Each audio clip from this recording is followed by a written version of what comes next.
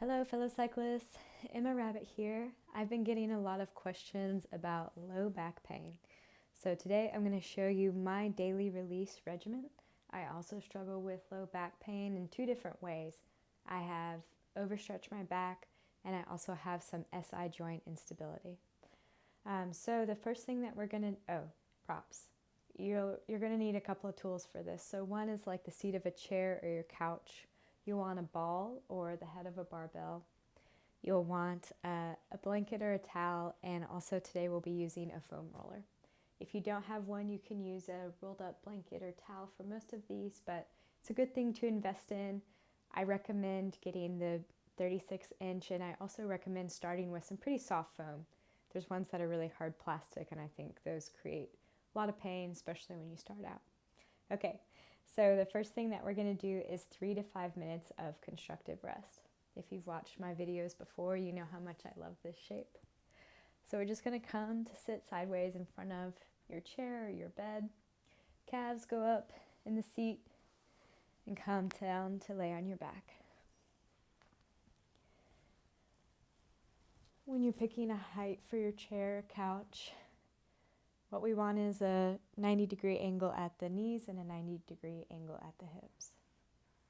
And once you're down here, maybe you notice that your breath changes instantly.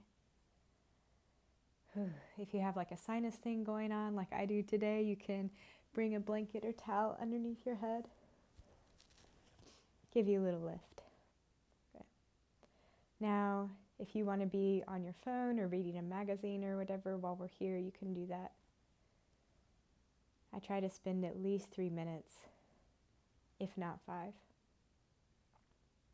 All right, so if you notice that your breath got different, part of the reason for that is the big muscle that goes through our abdomen called the psoas. So it actually connects our L4, our lumbar spine, to the top of our femur. So we're talking about like walking, we're talking about our stroke when we're riding. That muscle powers all of those things. So when we're in this shape though, that muscle is relaxed. That muscle also runs through the diaphragm, which is why the breath relaxes too. All right, I talk a lot about the psoas with my cycling clients, but it's a big deal, and it's especially important to know when you are stretching it or overstretching it, when you're overusing it, and how to get it to relax some.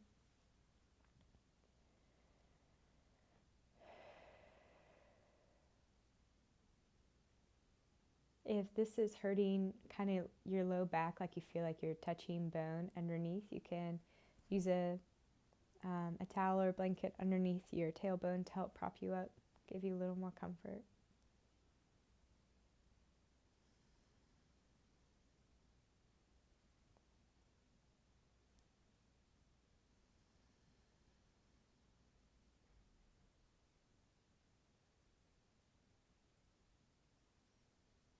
I'm going to rest with you for just another moment.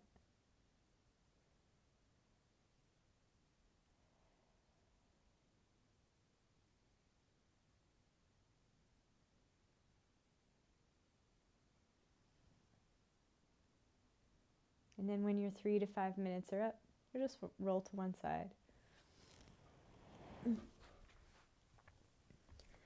And come away from this guy. We won't be using him anymore.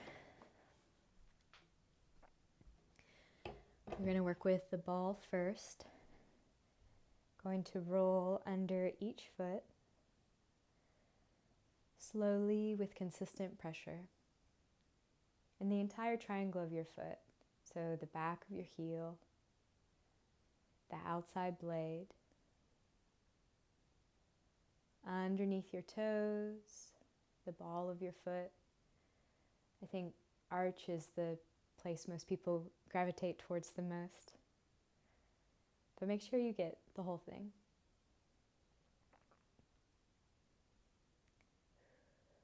All right, if you have 5 minutes in the morning or 5 minutes after a ride, these are the two things I suggest you do, which is constructive rest and roll your feet.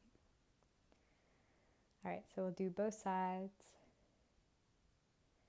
And as we're balancing on one foot, maybe you notice some crankiness. Maybe you notice your balance is different side to side. Maybe you notice your knees or ankles are tired. Or as we're doing this, maybe you notice your feet are tired or sore.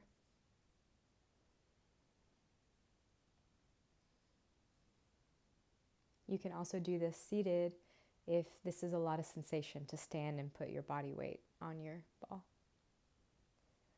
All right, keep your ball close by. We're going to move to the calves next.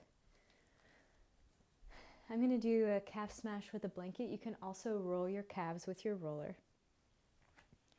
So my cyclists, they've got huge muscles, right? Quads, hamstrings, calves. So we're going to start out just with a little half roll, because it's hard to get a blanket wedged in between that space when you have that much musculature. All right, on your knees, can have another blanket or towel here for support. Place your half roll in the groove between your heel and where your calf starts. So just that little notch. Whew, okay. I usually stay here until my breath gets a little easier. It's usually around 30 seconds to a minute. If you have never done this before and you're experiencing a lot of sensation, just go slow. Everybody remembers their first time. This is an intense fascial release. You can also use like your chair or blocks or books to help you lower down as we progress the roll closer to our knees. All right, breath is feeling good. Going to draw the blanket up towards the more meaty part of my calf, so just where the muscle starts or right on top of it, whatever feels better for you. And we'll slowly sit back down. If you're very brave, you could wiggle. You can also do this with balls underneath in between your hamstrings and your calves. I have never tried that. I probably won't. All right, breath is feeling a little easier. Last rung, we're going to draw the blanket or towel in underneath the knees as far as you can, then slowly sit back. Yeah, my breath is catching, and I try to do this every day, so if you've never done this, again, just take your time. All right, again, you could wiggle, and maybe you're experiencing a sensation kind of like cool water rushing or warm water rushing down your calves and hamstrings. That is the sensation of fascia release, or it can be one of them. All right, done with calves, done with blanket. Grab your foam roller. We're going to roll hamstrings. So you'll notice that I'm going from foot to crown. And we're not actually going to touch the back that much at all. So for this one, we're going to start out with both legs touching the roller. Hamstring insertion point is just under that sit bone and then just above the back of the knee. So don't go under the knee. Don't get into your glutes yet. We're going to go there next. Try and just roll the hamstring. We'll start with both.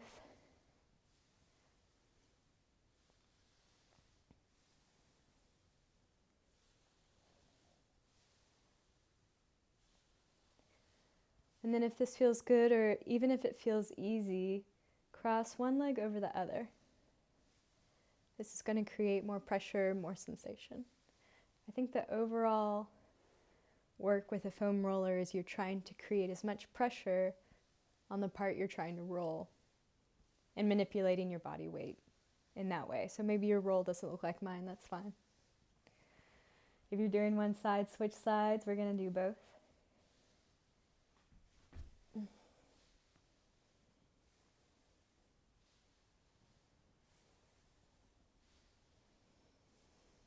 And then we'll move to glutes. You can use your roller. I'm going to use my ball. I might cry, so be nice. This is tough. Again, just like the foam roller, letting your body weight be heavy on the place where you're trying to release.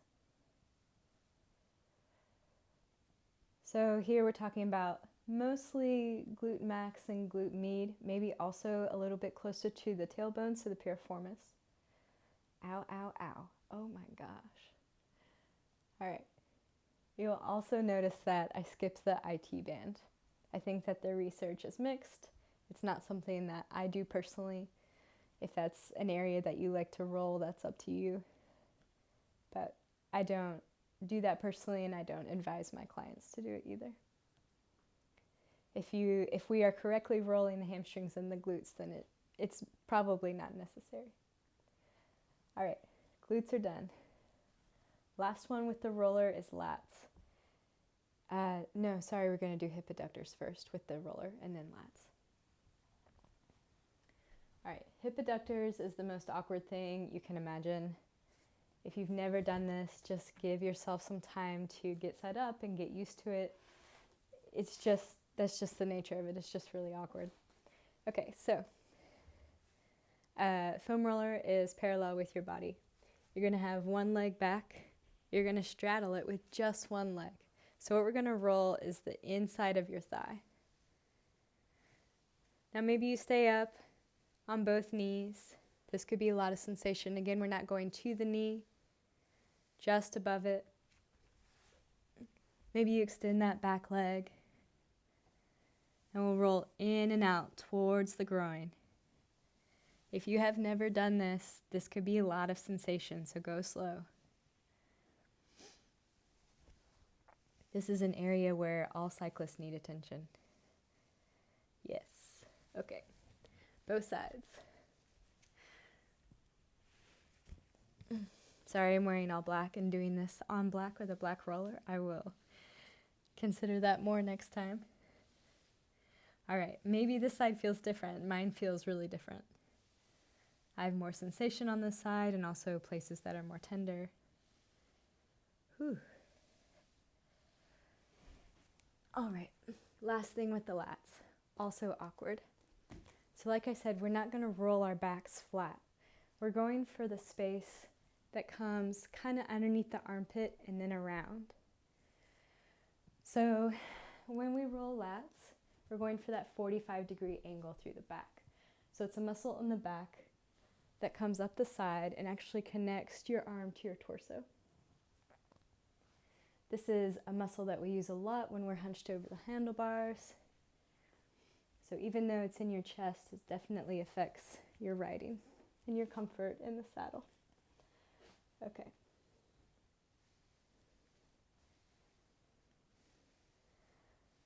It might take a minute to find it, but I think that when you do, you'll know. It almost always takes my breath away. So you can play with rolling right on your side, a little bit closer to your back, and find the right spot.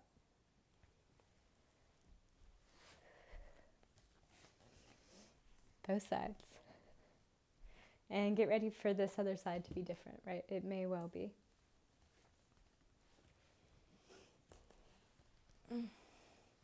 I think all the stuff with the foam roller is hard to get used to how to get set up with it, to get used to how to use it. As far as I can tell, there's no graceful way to go about it. So if this is your first try, just keep practicing. All right, done with the foam roller. Last ones are with the ball. So you can do this with your hand, which I would recommend if this is your first time. You can also do it against a wall, rolling pecs. So not actually going towards the sternum, not going over the sternum, but the area underneath your collarbone, maybe even out towards your shoulder, this whole part of the breastbone. If you're doing it against a wall, so you're making pressure with your body, you're making contact, you can move up and down against the wall. You can move your arm, maybe in front of you, like if you're staying in a doorway. Move your arm around as you lean the ball into the wall and see how that feels. And we'll do both sides.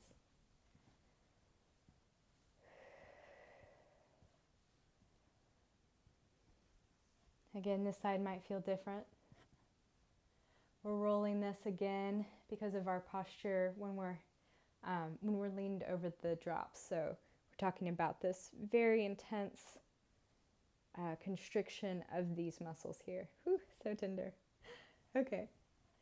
All right, the very last one is to roll your traps. So it's a muscle that where your back meets your neck. If you sit at a desk, I'm sure you're very aware of this muscle most days. So again, with your hand, can roll from the side of the neck down towards in towards your spine, so at a diagonal. Again, you can do this on a doorway where you place your ball and you move up and down. So using the pressure of your body to keep the ball in place and moving around it. All right, so to recap, we did constructive rest, release the psoas, muscles in the low back, release hamstrings. We rolled our feet. We did a calf smash, or maybe you rolled your calves with a foam roller. We rolled our hamstrings. We rolled our hip adductors, and we rolled our glutes with the ball.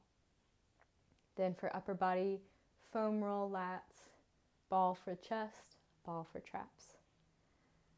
This is my process for how I manage my back pain. I try and do this every day. Obviously not 100%, but let me know in the comments if you tried this for a couple days and you saw improvement, or if you didn't. All right, cool. Thanks for watching. Bye.